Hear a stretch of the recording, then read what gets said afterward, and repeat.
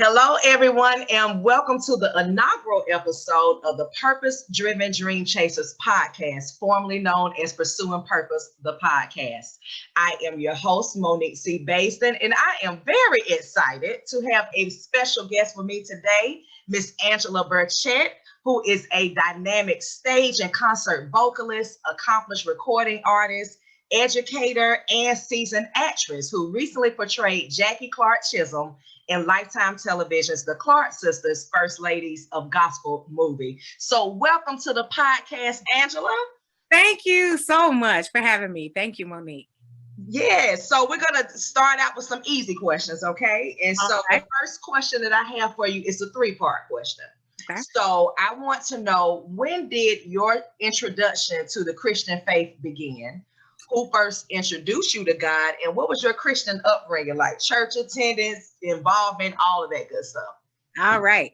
Well, I grew up in church literally from the moment I was born. Like my parents were avid churchgoers, my grandparents, and I grew up in Detroit at a church called Greater Grace Temple. It's a Pentecostal church, apostolic, if you're getting real specific. And I literally, from the minute I could be in, when babies are old enough to be out, that's where I was. And pretty much all the way through till I moved to New York, pretty much I'm a church girl. Growing up, my teenage years were my most fondest memories are like Sundays. That was my day because we, from morning to night, we were at church and, rehearsals during the week for the choir and all those things. And growing up in Detroit, that's a kind of a church mecca, not just gospel music, but like church. Like there's every kind of church, every kind of size church, bishops and people who are, maybe musicians, but also pastors. We had all of that in Detroit. So it was church and just, my day-to-day being about, being in the word, and all my friends went to church, even my friends at school, they were like, oh, and she can't hang out, she's gonna be at church, that kind of thing. So I was definitely like the poster girl for, 90s church kid, for sure. Okay, and I can definitely relate to that. I relate to that as well. And so as a child, Angela, I'm curious to know, what did you want to be when you grew up?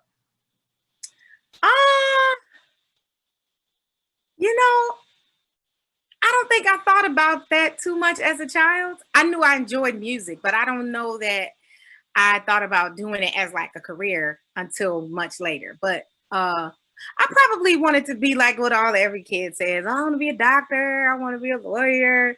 Yeah, but I think music was always such a big part of my family life, church life, school life, that even if I didn't say it, that probably was what I just subconsciously knew all along I would be doing as an adult.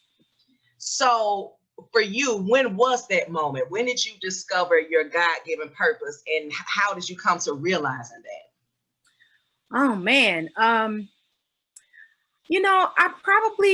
It was kind of a gradual thing. Growing up again in Detroit, Greater Grace Temple, which is, and still is, like a mega church. So that's all I know. I don't know. Like, of course, I've been to smaller churches, and like, a mega church experience is different from like a storefront church. But all I knew growing up was mega church. So when they were starting to put me up to sing when I was, 9, 10 years old, this was in front of, a couple thousand people every week or every time I sang.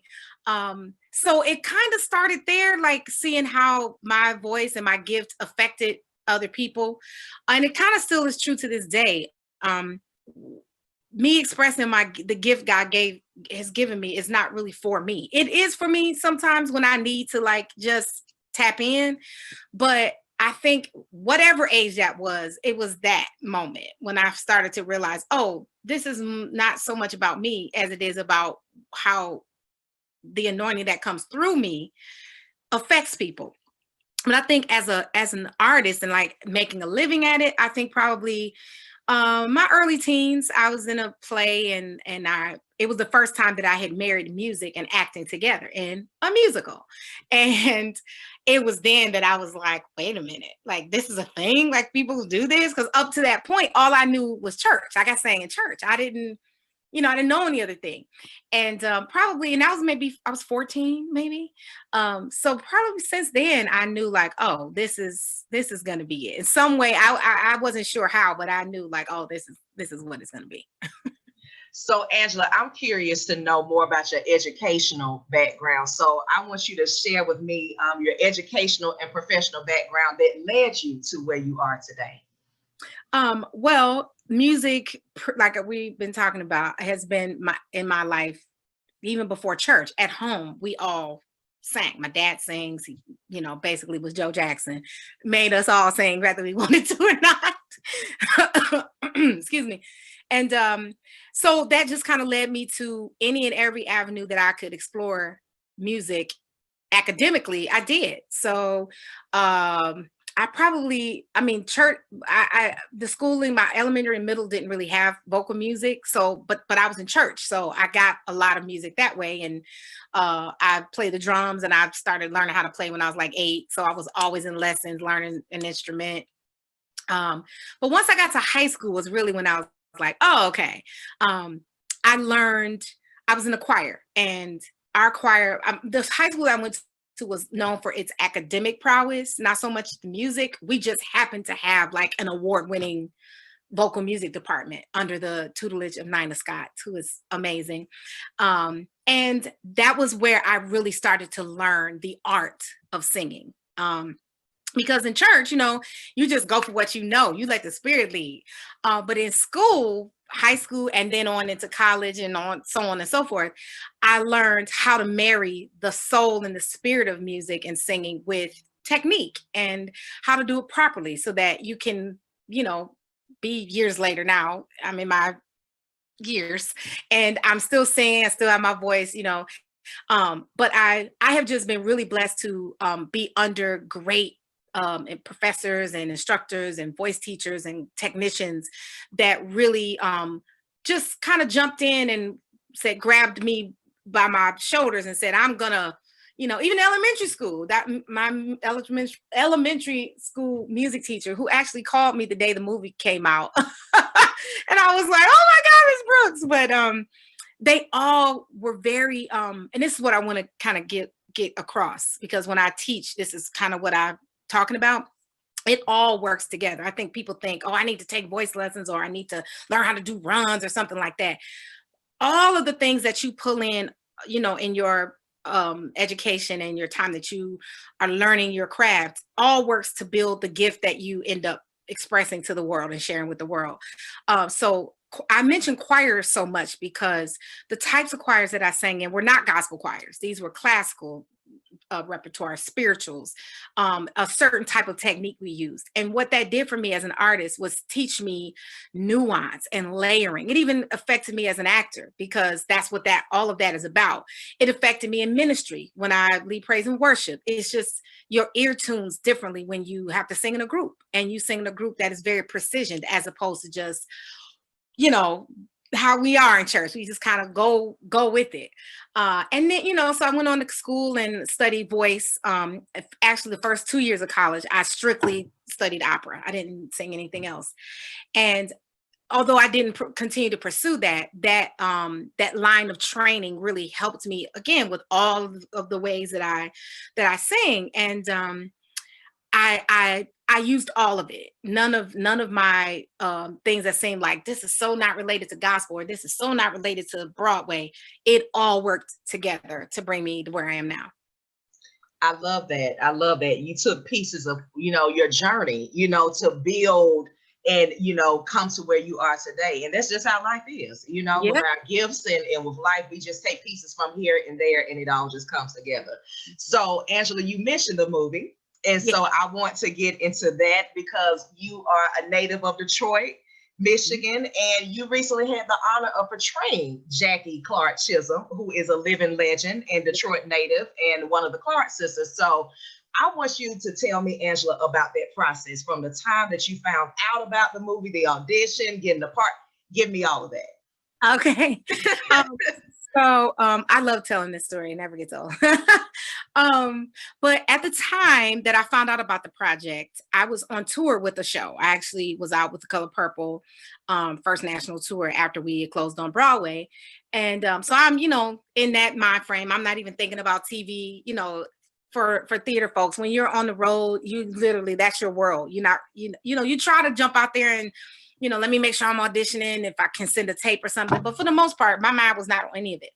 And my good friend and brother, Michael Chin, who is one of the executive producers on the movie, who I've known him for years, he called me up one day and was like, hey, just wanted to put a bug in your ear that this is a real conversation. It's happening. So when the time comes, get your agent on it. And so that's what I did. I let my agent know, hey, when this comes down the pike, jump on it, get me, submit me so I can audition. And so I did, and he submitted me, and they had me read for Twinkie, which was for a while the only sister that I read for. I ended up reading for 3 after it was all said and done, which I guess is a good thing. They like you, but they're not really sure where to put you. And I think they ultimately made the best decision with what they did.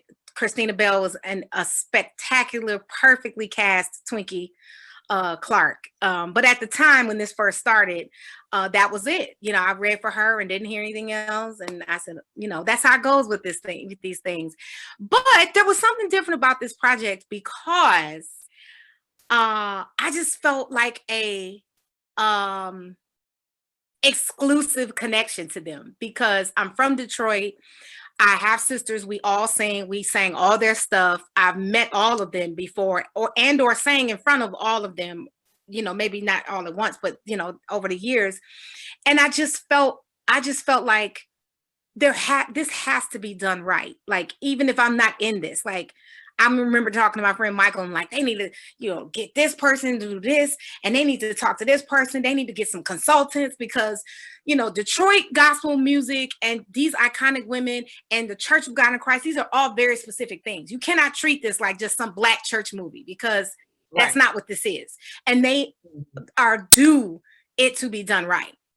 So I think I was just kind of starting to manifest it even in those conversations. Like, I just felt like it has to be done right. And for it to be done right, I have to be in it. I don't know how this is going to work, but, and ultimately they had me read for Denise and Jacky additionally. And as soon as I got the material for Jacky, because originally they weren't going to have me read for Jacky. It was just going to be Twinkie and Denise. Okay. They just happened to send me Jacky, and I thought it was a mistake. So I called my agent and said, hey, they sent me the Jacky stuff too. Do they want me to do it? And they were like, yeah, they want you to put it on tape. And as soon as I read the material, I was like, this is the one. This is the sister that I should be playing. And, got coached on it, put it on tape, sent it in, and then, left it to God. I prayed on it and, and finally they called and they, in that course of time, I didn't get much update other than they love you, but they just don't know where to put you. And you're in the mix, but they just aren't sure because originally they were going to get actresses and then just have some singers or the Clark sisters themselves just do all the singing and let these actresses lip sync. But then, in the final hour, I think they decided, no, we want to get singers first, girls that can actually sing this stuff. And we'll audition them and see if they can act, And so ultimately they decided down to, to offer me that role. And I was floored. I was just so blown away because this was definitely like, as an actor working this business, especially as long as I've been doing it, this is one of those like rare once in a lifetime dream jobs. Like, it just doesn't line up this perfectly ever for most people. And so for it to line up this way and to be a part of something that I don't think any of us realized it was going to be this big a deal. I know there were people that were waiting and ready, the church folks, our folks, but this turned into like Jamie Foxx and Taraji. Everybody you think was just crying and undone by this film. Right. And And so, yeah, it was just a beautiful process for me as an actor to explore, being able to play someone who was living.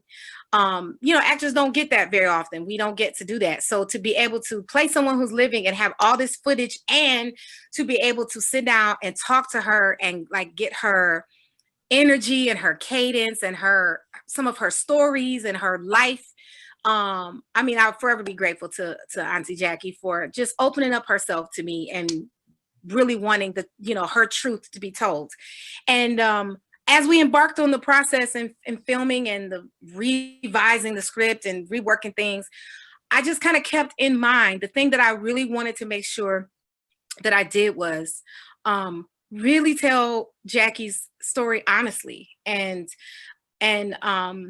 advocate for being able to, have her voice be heard, because, Jacky is a figure in their family that we all know, may not say it, but Jacky's the overlooked one, because she's not the one that is leading the songs, or, she hasn't, had as big of a solo career as the other ones have. But there is a place for her in their story, that their stories collectively and individually wouldn't be those stories without her. And when I talked to Jacky after the film, because I didn't know she hadn't seen it until it premiered. I thought she had seen it because all the other sisters had seen it. For her to say to me, I felt seen, I felt like people cared about me, was all I needed to hear as an actor. She could have said anything else and it wouldn't have meant as much. To know that a person who has been so instrumental in gospel music and in that family and Church of God in Christ, to finally feel like people recognize her, was everything that I could have hoped for. My job, my work here is done. No, you know what, and you did a phenomenal job, Angela, portraying Jacky.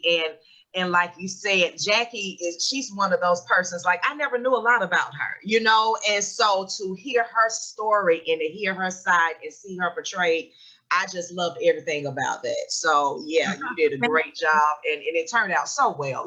Everybody did a great job. So I really love the movie. So we're gonna switch gears a little bit, Angela. We're gonna do something fun. Okay. We're gonna play a little game. So I'm gonna ask you 5 questions about your favorite things, and you will have 5 seconds to give me an answer for each question. Okay. Okay. And so, quick response style. Are you ready? Ready. Okay, let's go. Favorite Christmas song? The Christmas Song by Nat King Cole. Favorite Christmas movie? Oh, The Grinch. Okay. Favorite play you've seen? Favorite play? Favorite play you've seen? Ooh,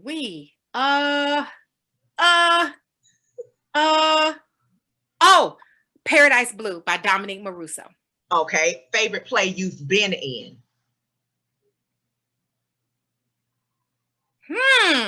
I haven't done a whole lot of plays, actually. Can I say a musical? Yeah, favorite musical then. Favorite musical you've been in. Yeah. That's tough, but I'm gonna have to jump out there and say Hairspray. Hairspray is my favorite. Okay. And then last question. Favorite Clark sister song? Probably My Redeemer Liveth. Okay, that's a good one. Okay, look, you did a great job, Angela. Listen, you did it. You did a little bit like, No, you did an excellent job. Angela, tell me, what are 3 professional things that you haven't done yet that you still want to do? 3 professional things. I would love to be in a movie that I'm not singing, where I'm just acting. A TV show or movie that I'm I've done that, but like a role, like that you could see from beginning to end. Definitely. Okay. That's one. This is one that is actually I'm working on, but I haven't actually done it yet. And that is an album of original music. I've put out a cover album before, and I've been featured on a million albums, but this coming up soon, it will be my first EP of just music that I've co-written or been written for me. I've been putting it off, but that's happening. I love it. And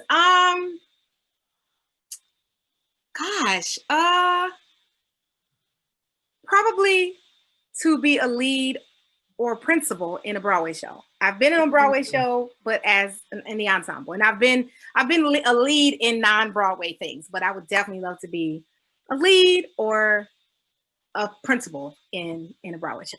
Okay, awesome.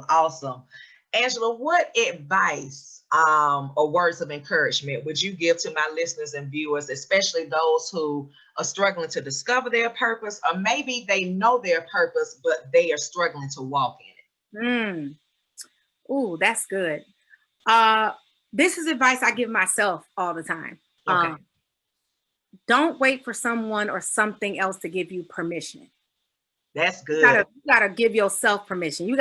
If ain't nobody clapping and cheering for you, you gotta clap or cheer for yourself. Mm-hmm. Don't wait around to see if it'll work. If someone else is trying, an idea or something that you think is out the box, and particularly to believers. I think, and I know this is a slippery slope because, lots of folks feel like, God gave you gifts for him. He ain't giving them to you to be out here doing this, that, and third.